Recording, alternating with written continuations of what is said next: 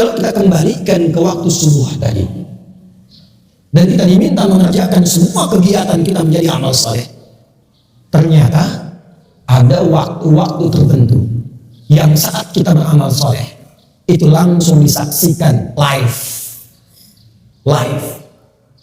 Semua amal kita live, Allah menyaksikan. Tapi yang ini itu langsung turun perintah Allah.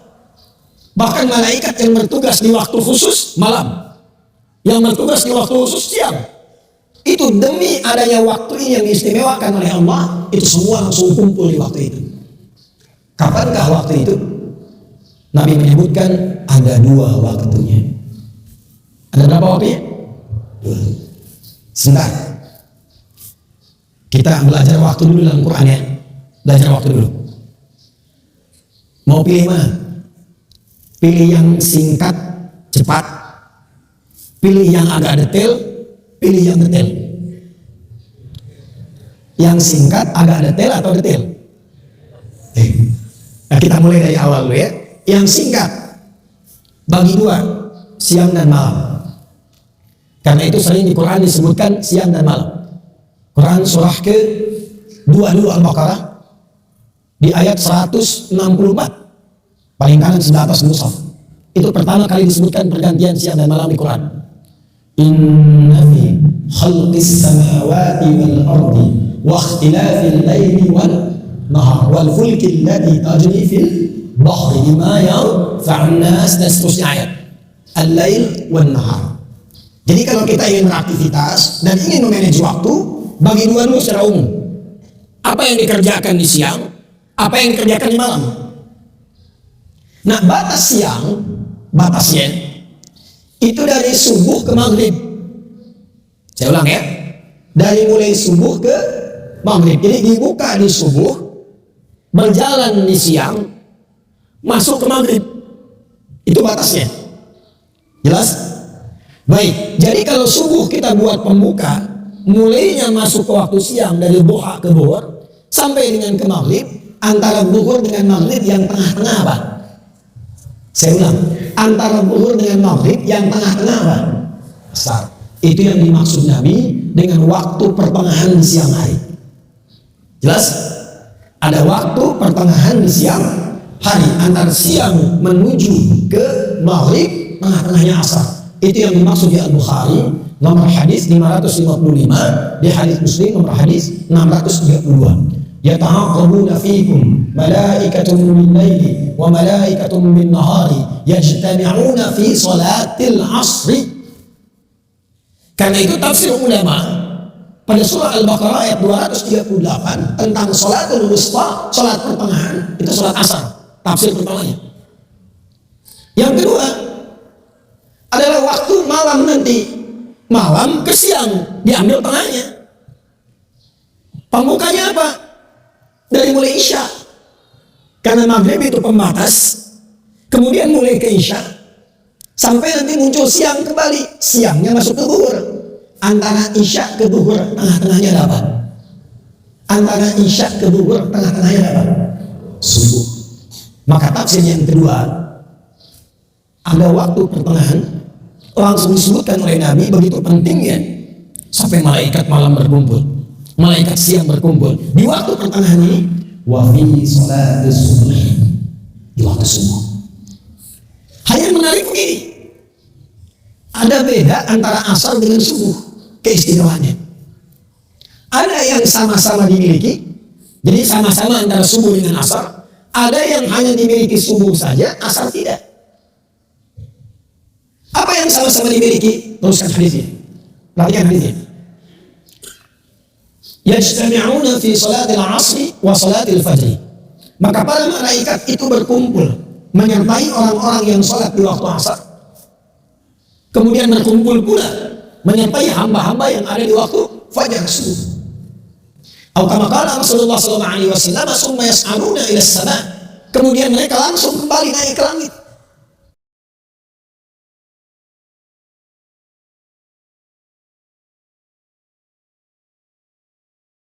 Lalu diuji oleh Allah untuk dikonfirmasi bahwa malaikat itu menunaikan tugasnya dengan benar. Kaifa taraktum ibadi? Kata Allah, bagaimana keadaan hambaku ketika kalian tinggalkan tadi. Allah sudah tahu.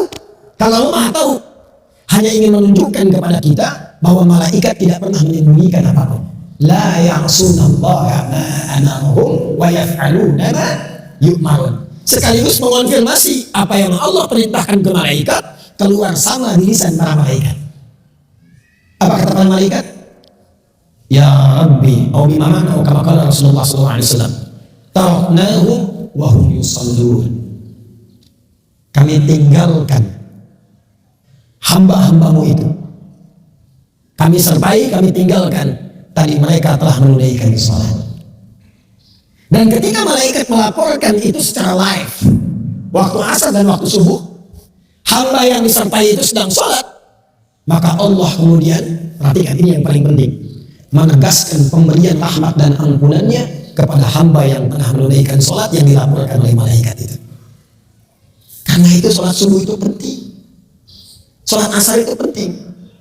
Karena itu termasuk waktu yang paling gratis ketika digunakan yang bisa mendatangkan rahmat Allah Subhanahu wa Ta'ala. Dan pada saat itulah malaikat mengaminkan apa yang dimintakan oleh hamba-hamba itu.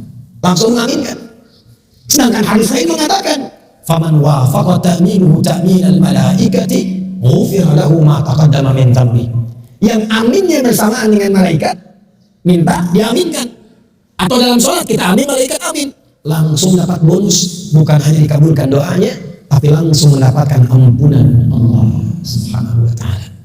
Jadi keutamaan waktu subuh itu yang pertama, mempercepat datangnya ampunan Allah Subhanahu wa Ta'ala. Maaf, pilih mana? Dapat harta 100 miliar atau dapat ampunan Allah? Tak ada yang ketiga, cuma dua saja. Dapat harta 100 miliar atau dapat ampunan Allah? Pilih mana? Oh, masa suaranya lemah sekali. Ampunan Allah. Oh, ini tak pede, ini ada sesuatu itu. Ingin ampunan Allah tapi sekarang kau mohon maaf tuh. Ada yang meninggalkan Jumat karena mengejar proyek. Ada yang bahkan bekerja yang pekerjaannya bersamaan dengan waktu sholat, padahal dia tahu dalam sholat bisa mendatangkan rezeki. Subuh itu spesial. Karena itulah langsung disebutkan dalam Al-Quran, Allah menegaskan tentang keutamaan ini. Quran surah 17 ayat 78. Aqimis sholata liduluki syamsi ila ghasaqil laili. Tunaikan sholat dengan benar dari mulai tergelincir matahari. Zuhur dulu disebutkannya sampai ke malam tiba, sampai ke isya. Zuhur, asar, maghrib, isya. Jadi standar. Tapi subuh diakhirkan. Subuh urutannya diakhirkan. Wa qur'anal inna qur'anal fajri kana syuda. Kalian. Yang empat disebutkan sholat.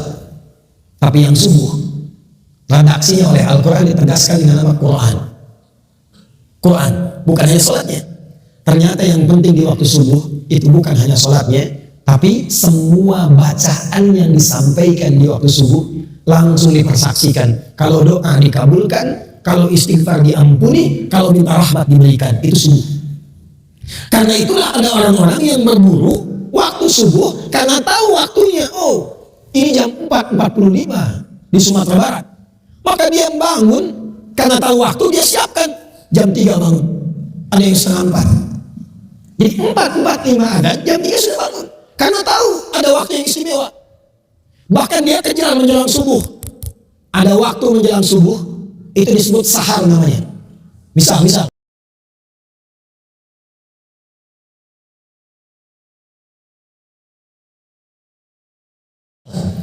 Subuh 4.45, 15 menit sebelum subuh, itu disebut dengan saharun, sin, ha, ra. Jamaknya disebut dengan ashar. Ini di sini saya memberikan rahasia. Tapi ini di antara kita saja. Jangan bilang-bilang ya. Di sini aja. Ya. Bu.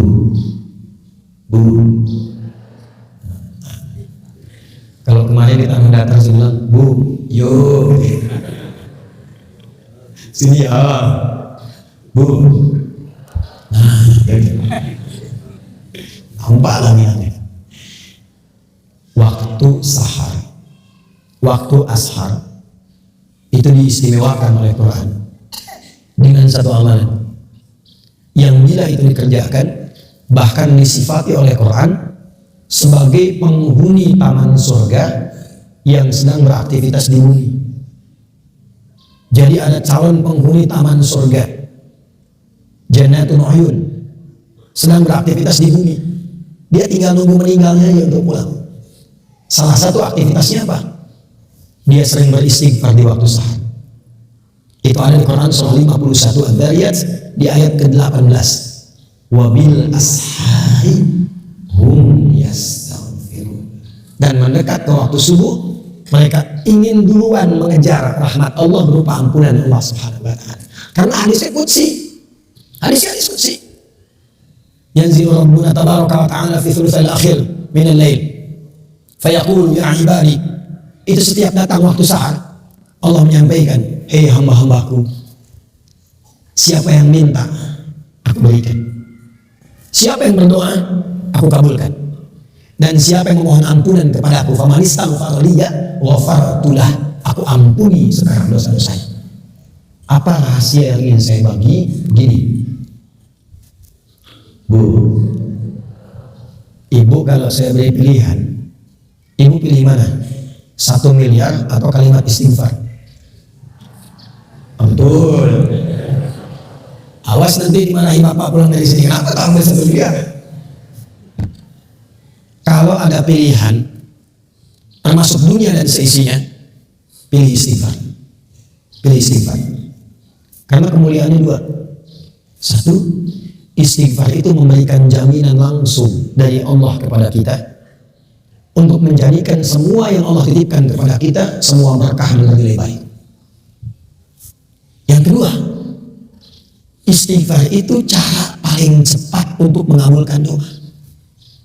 Semakin tinggi orang istighfar, terbiasa dengan istighfar, naik kendaraan dia istighfar, latihan terus, dan terbiasa dengan itu. Itu ya Allah mustajab doanya. Kadang-kadang belum minta sudah diberi, cepat sekali. Makanya istighfar itu mahal sekali. Dan para ulama sudah tahu ini. Makanya mereka sering di antara wirid itu istighfar. Dan zikir kita pertama pada sholat itu, Assalamualaikum warahmatullah, Assalamualaikum warahmatullah, bukankah istighfar? Astagfirullah, astagfirullah, astagfirullah. Allahumma antas salam minka salam tabaraka ya dzal jalali wal ikram. Istighfar. Karena menghadirkan berkah, menguburkan dosa, mempercepat jawaban doa. Itu istighfar. Karena itulah orang-orang mengejar waktu subuh itu, mempersiapkan sebelum subuh dengan istighfar. Itulah kemuliaan subuh. Jadi kemuliaan subuh itu selain mempercepat terkabulnya doa, kalau ingin cepat doanya dikabul, bangun sebelum subuh, isi dengan istighfar. Itu rahasianya. Makanya 2 rakaat sebelum subuhnya pun sunnahnya itu lebih baik daripada dunia dan seisinya. Rakaatul fajri khairum minad dunya wa ma fiha. Sebab untuk apa dapat dunia dan seisinya kalau tidak mendapatkan ampunan Allah Subhanahu